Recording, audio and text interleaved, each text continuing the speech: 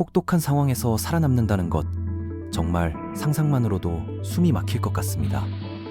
우리가 일상에서 겪는 작은 어려움들도 벅차게 느껴질 때가 많은데 죽음의 문턱에서 며칠씩, 때로는 몇 달씩 버텨내야 하는 상황이라면 어떨까요? 대부분의 사람들은 아마 포기하고 싶어질 겁니다. 그런데 놀랍게도 인간의 한계를 뛰어넘어 기적 같은 생존을 해낸 사람들이 있습니다. 과연 나라면 그런 극한 상황에서 버틸 수 있을까요? 지금부터 여러분과 함께 살펴볼 이야기들은 단순한 모험담이 아닙니다. 인간의 의지력과 생존 본능이 얼마나 강력한지를 보여주는 실화들입니다. 이 이야기들은 우리에게 희망과 용기를 주는 동시에 인간이라는 존재가 얼마나 놀라운 잠재력을 가지고 있는지 깨닫게 해줄 겁니다. 절망적인 순간에도 포기하지 않는 의지력, 창의적인 해결책을 찾아내는 지혜, 그리고 마지막까지 살겠다는 강인한 정신력을 목격하게 될 거예요. 1982년 2월, 스티븐 켈러안이라는 남성이 홀로 대서양 한복판에서 표류하기 시작했습니다. 그의 22피트 길이 보트 나폴레옹 솔로가 바다 생물에게 공격받아 침몰하게 된 거였죠. 그런데 카나리아 제도를 떠나 일주일 만에 재앙이 닥쳤습니다. 거대한 바다 포유류가 배를 들이받으면서 선체에 치명적인 손상을 입힌 거였어요. 아마도 고래였을 것으로 추정되는데 밤중에 일어난 일이라 정확히 무엇인지는 알 수 없었습니다. 침몰하는 배에서 탈출하는 것도 쉽지 않았습니다. 켈러안은 어둠 속에서 손으로 더듬어가며 생존에 필요한 물건들을 찾아야 했어요. 낚싯대, 정수 장비, 작살총 같은 도구들과 함께 겨우 2주 반 정도 버틸 수 있는 식량만 구할 수 있었죠. 땅콩, 건포도, 통조림 정도가 전부였는데 이것만으로는 턱없이 부족했습니다. 그는 카나리아 제도에서 서쪽으로 800마일 떨어진 망망대해에서 고무 구명보트에 의지해 표류하게 되었어요. 처음 2주 반이 지나고 나서부터가 진짜 지옥의 시작이었습니다. 모든 식량이 떨어진 상황에서 그는 오직 바다에서 잡은 생선과 가끔씩 잡을 수 있는 새들로만 연명해야 했어요. 문제는 요리할 방법이 전혀 없다는 거였습니다. 모든 음식을 날 것으로 먹어야 했죠. 그나마 정수기를 가져왔지만 바닷물을 정화하는 데는 효과가 없어서 비닐과 천막을 이용해 빗물을 모으는 시스템을 만들어야 했어요. 하루에 겨우 20온스 정도의 물만 얻을 수 있었는데 이것만으로도 기적적으로 목숨을 이어갈 수 있었습니다. 더 놀라운 건 그가 구식 항해술을 활용했다는 점이에요. 연필로 만든 간이 6분위를 사용해서 별과 수평선의 각도를 측정하고 자신의 위치를 대략적으로 파악했어요. 북극성을 기준으로 삼아 서인도 제도 방향으로 구명보트를 조종했죠.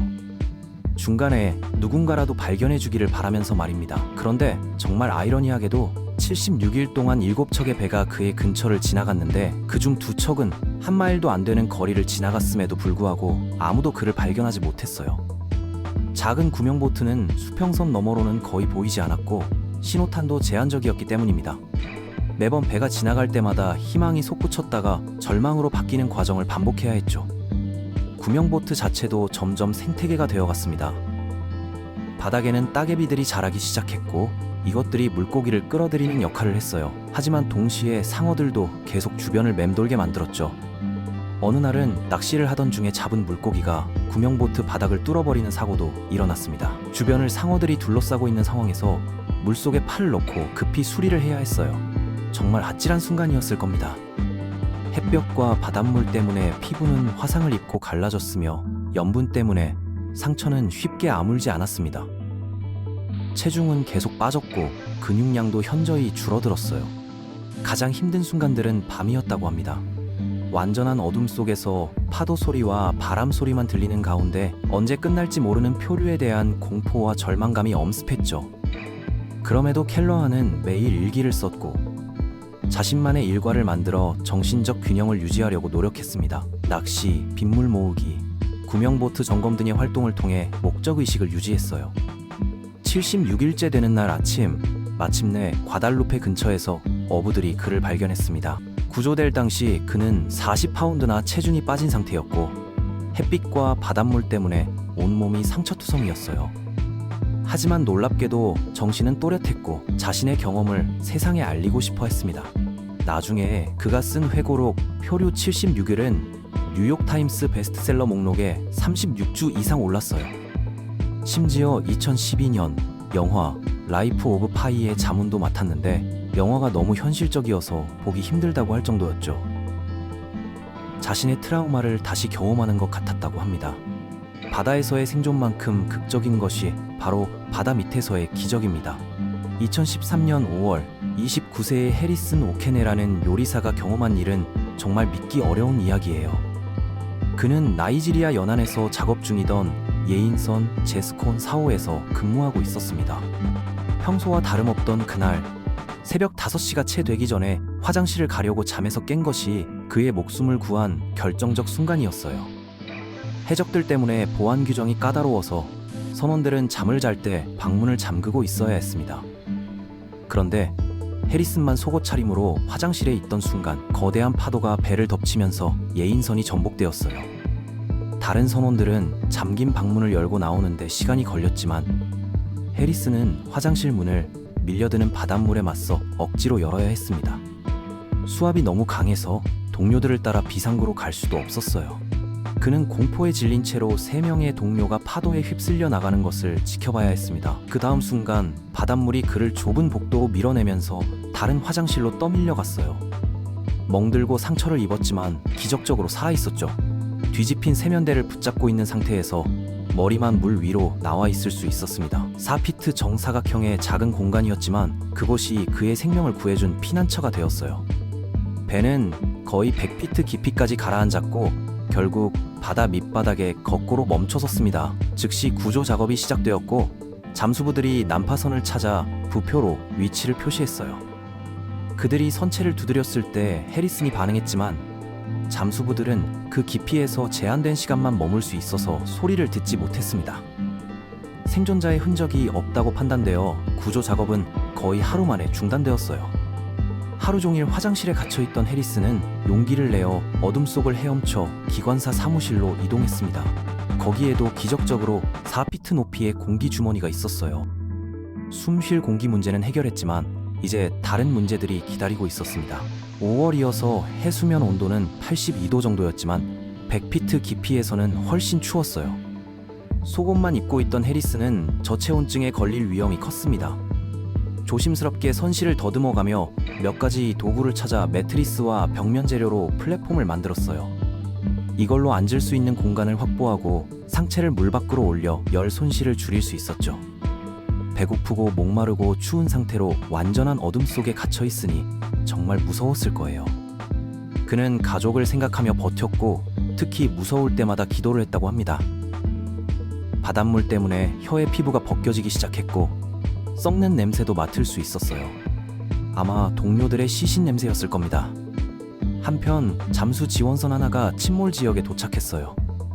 제스콘 4호의 모 회사에서 심해 구조 전문팀을 고용해서 실종된 승무원들의 시신을 수습하려고 했던 거죠.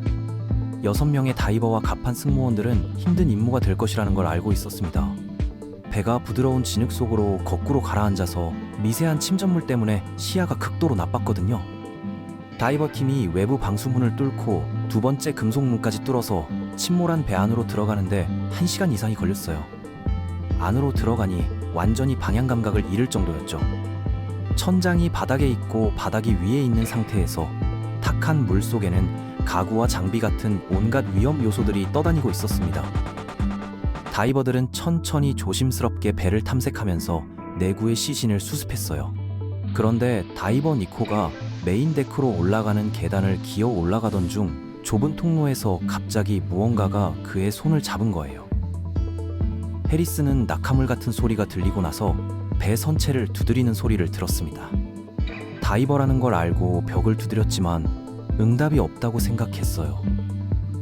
그러다가 선실 끝을 지나 복도를 헤엄치면서 다이버의 헤드라이트에서 나오는 빛을 보았습니다. 불행히도 다이버가 너무 빨리 그 지역을 떠나서 해리슨이 도달하기 전에 사라졌어요. 그런데 마법 같은 순간이 찾아왔습니다. 니코가 또 다른 시신이라고 생각하고 손을 만졌는데 그 손이 예상치 못하게 자신의 손을 꽉 잡은 거예요. 니코는 잠시 당황했지만 감독관이 마이크를 통해 살아있다고 외치는 소리를 들었습니다. 다이버들은 해리슨이 살아있는 것을 보고 완전히 놀랐어요. 인간이 하루에 약 550m의 공기를 흡입하는데 바다 밑에서 압력을 받고 있던 상황이라 해리슨의 공기 주머니는 약 4배 정도 압축되어 있었을 거예요.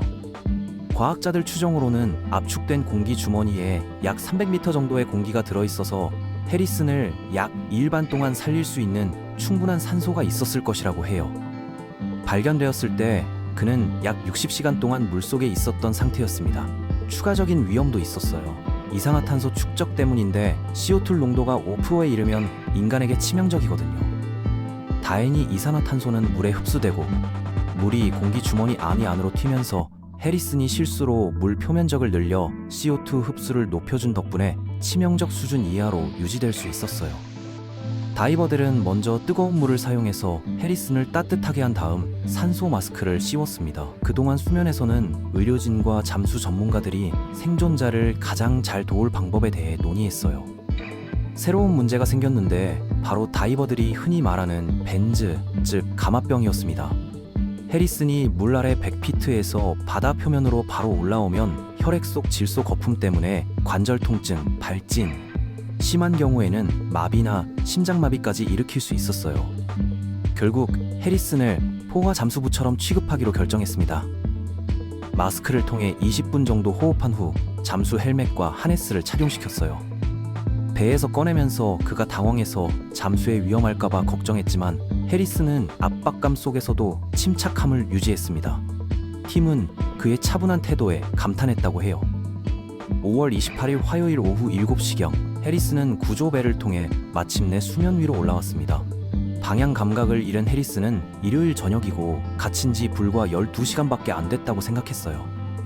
2일 넘게 물속에 있었다는 사실을 알고 충격을 받았죠. 감압실로 옮겨져서 2일 반을 더 머물며 몸이 표면 압력에 적응하도록 해야 했습니다. 해리슨은 실연에서 완전히 회복되어 고향으로 돌아갔지만 동료들의 장례식에는 가지 않았어요. 가족들의 반응이 두려웠기 때문이죠. 나이지리아 사람들은 종교적이면서도 미신적인 면이 있어서 해리슨이 흑마술로 자신을 구했다는 소문이 퍼지기도 했습니다. 생존자 죄책감에도 시달렸고 외상 후 스트레스 장애로 악몽을 꾸기도 했어요. 아내 말로는 갑자기 비명을 지르며 팔다리를 휘두르면서 깨어나서 자신이 물속에 있다고 확신하곤 했다고 합니다. 그 후 해리슨은 육지에서 요리사 일을 하게 되었고 다시는 배에서 일하지 않겠다고 맹세했어요. 바다 밑에 있을 때 신과 약속을 했다고 하더라고요. 구해주시면 다시는 바다로 돌아가지 않겠다고 말이에요. 1971년에 페루 상공에서 일어난 또 다른 기적을 살펴보죠. 17세 소녀 줄리아나 퀘프케가 겪은 일은 정말 상상하기 어려운 이야기예요. 독일인 동물학자 부모 밑에서 자란 줄리아나는 페루에서 흥미로운 어린 시절을 보냈습니다. 부모님이 리마의 자연사 박물관에서 일했고 14세 때 가족이 도시를 떠나 아마존 열대우림에 2년간 연구소를 설립했어요. 홈스쿨링을 받으면서 부모와 함께 정글 연구 여행을 다니며 식물, 동물, 곤충 식별과 다양한 생존 기술을 배웠던 거죠. 1971년 12월 고등학교를 마치기 위해 리마로 돌아온 줄리아나는 크리스마스에 아버지를 만나려고 했습니다. 어머니는 12월 20일에 일찍 떠나고 싶어 했지만 줄리아나에게는 12월 22일 학교 댄스 파티와 23일 졸업식이 있었어요. 결국 크리스마스 이브에 비행기를 타기로 동의했는데 모든 항공편이 예약된 상태였습니다. 어쩔 수 없이 안전 기록이 좋지 않은 란사 항공을 이용하게 되었어요. 12월 24일 정오 직전 란사 598편이 리마를 출발해서 이키토스로 향했고 중간에 푸칼파에 들르는 일정이었습니다. 70분짜리 304마일 비행의 전반부는 정상이었지만 2만 1000피트 고도에서 비행하던 로키드 터보프롭 항공기가 폭풍우 속으로 들어갔어요. 나중에 조사 결과 휴일 일정을 맞추려는 압박감 때문에 승무원이 위험한 날씨에도 불구하고 비행을 계속하기로 결정했다는 게 밝혀졌습니다. 난기류 때문에 짐과 크리스마스 선물들이 머리 위 짐칸에서 떨어졌어요. 겁에 질린 승객들이 비명을 지르고 울음을 터뜨렸죠. 갑자기 밝은 번개가 오른쪽 날개 연료 탱크에 불을 붙이면서 비행기에 구멍이 뚫렸습니다. 줄리아나는 어머니가 "끝났어. 모든 게 끝났어 라고 말하는 것을 들었는데 그게 어머니의 마지막 말이었어요.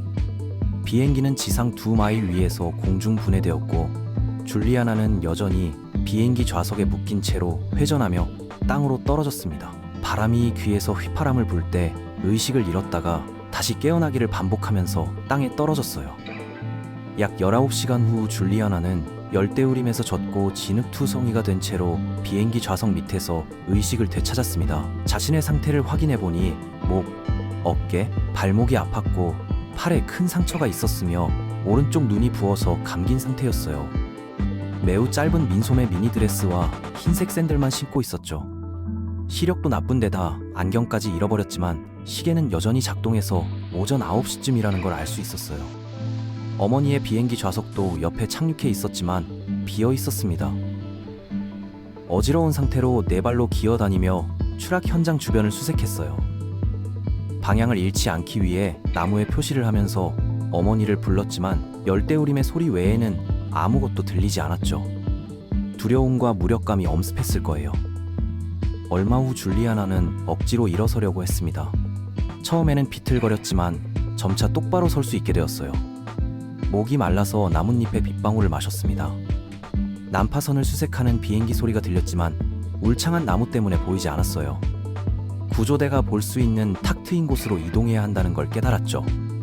열대우림으로 향하면서 걸을 때마다 신발을 앞으로 던진 다음 앞으로 나아가 주워서 다시 던지는 방식으로 앞지역을 테스트했어요. 뱀이 마른 나뭇잎으로 위장할 수 있어서 실수로 밟고 싶지 않았거든요. 찾은 추락의 유일한 흔적은 사탕 한 봉지였는데 즉시 먹고 나중을 위해 몇 조각을 남겨두었습니다.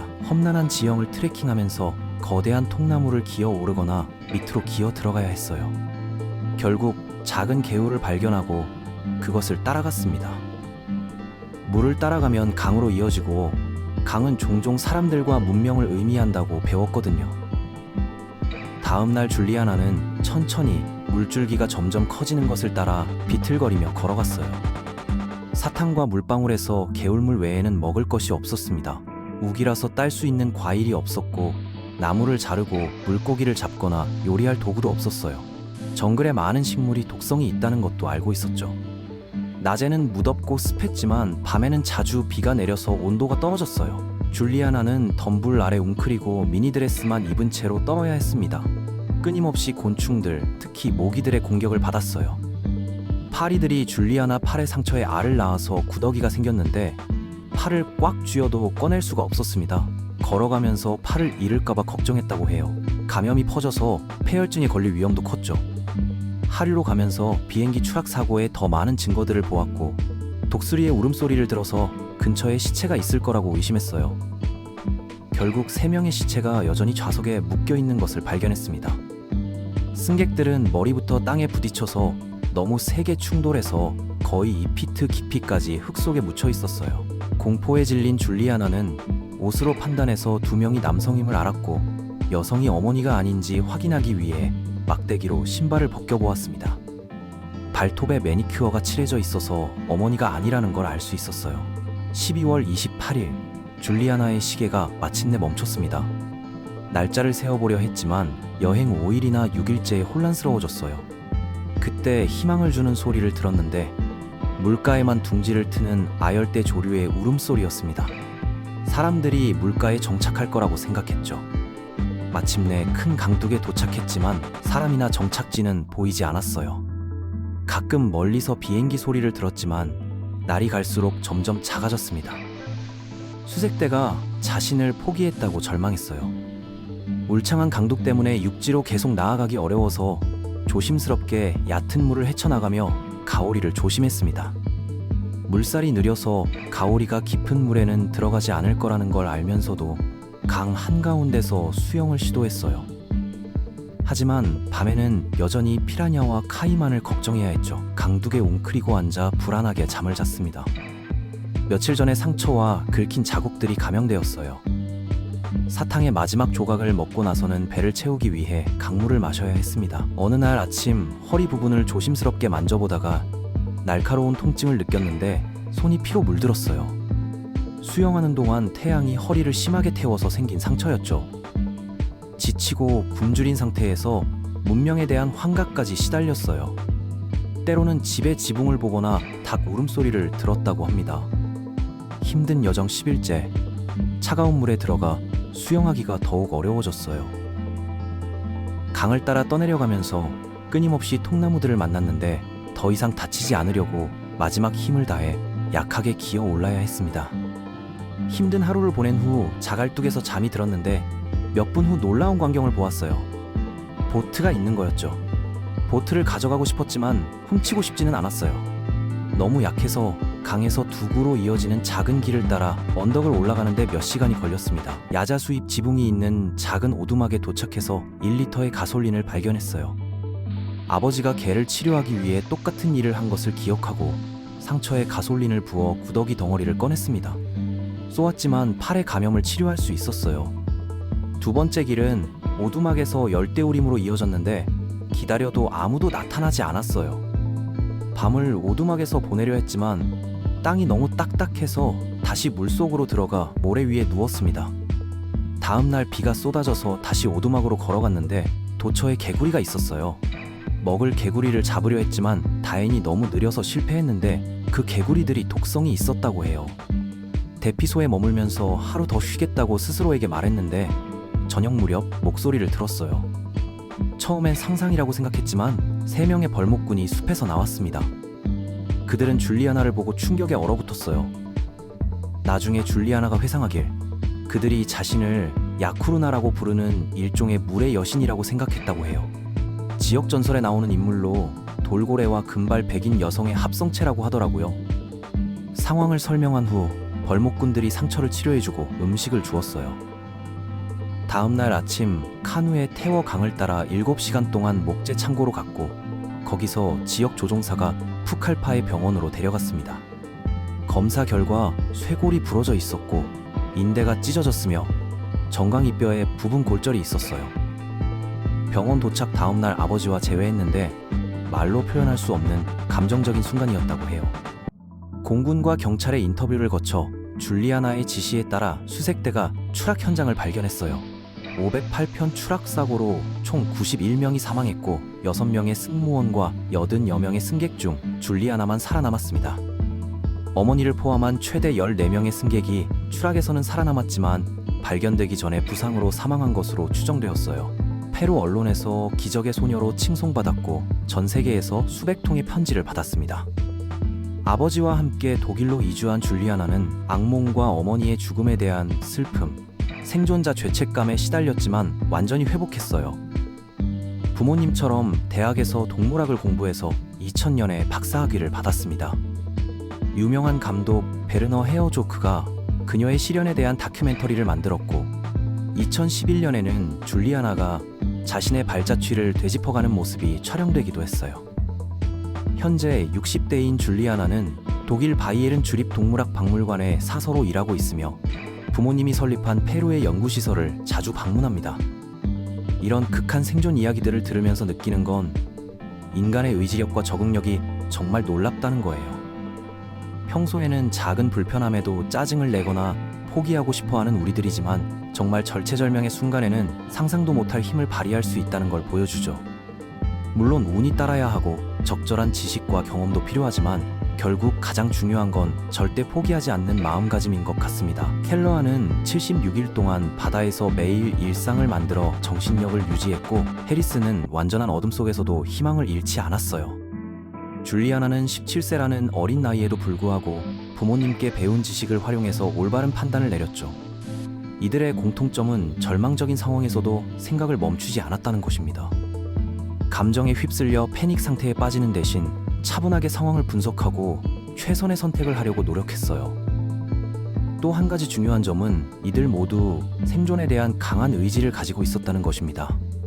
켈러안은 새로운 삶을 위한 항해였고 해리스는 가족을 다시 보고 싶다는 마음이었으며 줄리아나는 어머니를 찾고 아버지를 만나고 싶은 마음이 있었어요. 이런 강력한 동기가 극한 상황에서 버틸 수 있는 힘을 제공했던 것 같습니다. 이분들의 이야기가 우리에게 주는 교훈은 어떤 어려움이 닥쳐도 희망을 잃지 말라는 것일 거예요. 그리고 평상시에도 작은 어려움 앞에서 쉽게 굴복하지 말고 우리 안에 잠재된 놀라운 힘을 믿고 끝까지 노력해보라는 메시지를 전해주는 것 같습니다.